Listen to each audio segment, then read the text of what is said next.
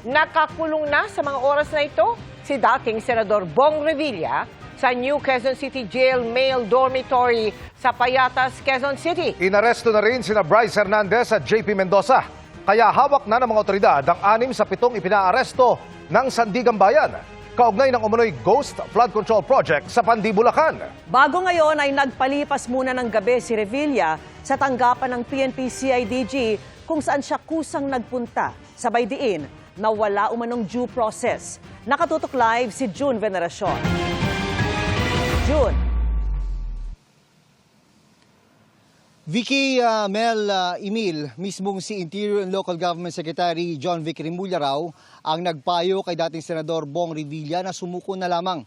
Aminado rin itong si Secretary Remulla na matagal na sila magkaibigan ni Revilla pero hindi rin ito nangangahulugan na mabibigyan ng special treatment ang dating mambabatas.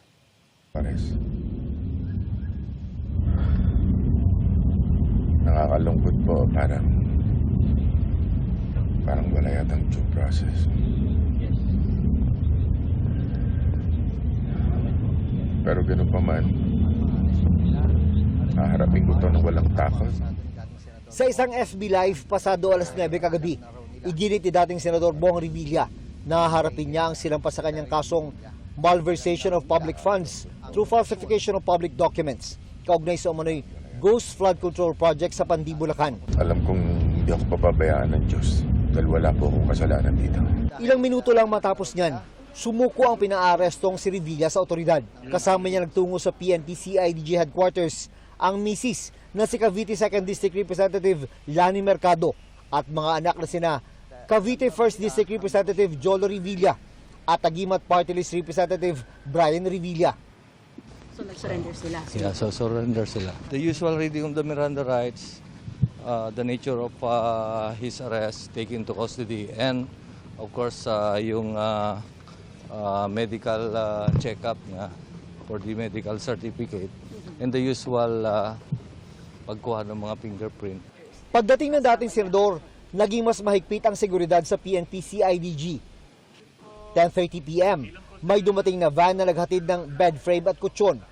Sa PNP-CIDG nagpalipas ng gabi si Revilla. Kasabay ng pagsuko, sinurrender din ni Revilla ang nasa 20 baril na nakapangalan sa kanya. Sumailalim siya sa booking procedure sa opisina ng CIDG. Kinunan siya ng mugshot at fingerprint. Pero hindi tulad ng mga ordinaryo akusado, walang inilabas na litrato ang PNP. Okay naman daw ang dating senador base sa kanyang medical check-up. He was found to be in good physical shape and capable of undergoing trial. He is 59 and he is as healthy as a 59-year-old could be, even healthier. Bago ang pagsuko, nagtungo ang ilang taga-NBI sa bahay ni Revilla sa Cavite. Kinausap na si Revilla ng kapwa Caviteño na si Interior Secretary John Vic Remulla. Tumawag siya sa akin kahapon nung lumabas yung electronic warrant at sabi ko, best na mag-surrender ka na. May kasaysayan ng alyansa ang pamilya Remulla at Revilla sa Cavite. Katunayan, may panahong katikat ni Remulla ang anak ni Revilla na si Jolo sa gubernatorial at vice-gubernatorial election sa probinsya. We've been lifelong friends ever since the 1980s. Matagal na kami magkaibigan. But duty calls, there are no exceptions to the rule. Ang pag sinabi ng Sandigan to arrest him, I advise him to, ang best ko na magawa is advise him to surrender peacefully. Si Remulla pa mismo ang naghatid kay Revilla sa Sandigan Bayan mula sa Camp Crame sakay ng isang SUV. Nasa korte na aniya kung saan ikukulong si Revilla. Pero 3 jail facility ang inirekomenda ng DILG. Ang nasa Payatas, Camp Karingal at Bikutan. Pagdidiin niya, bagaman kaibigan niya si Revilla, I assure you, walang magiging special treatment doon. pangalawang pagkakataon na ito na makulong ni Revilla dahil sa pagkakasangkot sa katiwalian. Noong 2014, sa PNP Custodial Center sa Camp Crame ikinulong si Revilla nang madawit sa pork barrel scam. Pero malapit nang i-demolish ang Custodial Center, kaya hindi na pwedeng doon muli makulong ang dating mambabatas. Bukod kay Revilla, hawak na rin ng otoridad ang kapwa niya akusadong sina dating DPWH Bulacan 1st District Assistant Engineers, Bryce Hernandez at JP Mendoza.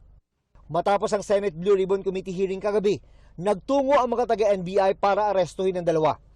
Isinailalim sila sa booking procedure sa NBI headquarters bago sila inilipat sa NBI custodial facility sa Muntinlupa.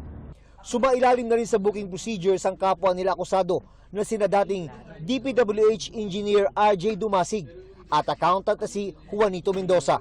Sa Benguet naman na aresto si DPWH Bulacan 1st District Engineering Office Cashier Cristina Pineda. Sa 7 pinapaaresto ng Sandigan Bayan, isa na lang ang pinaghahanap. Yan rin si dating DPWH Bulacan 1st District Engineering Office Engineer Emilita Huwat.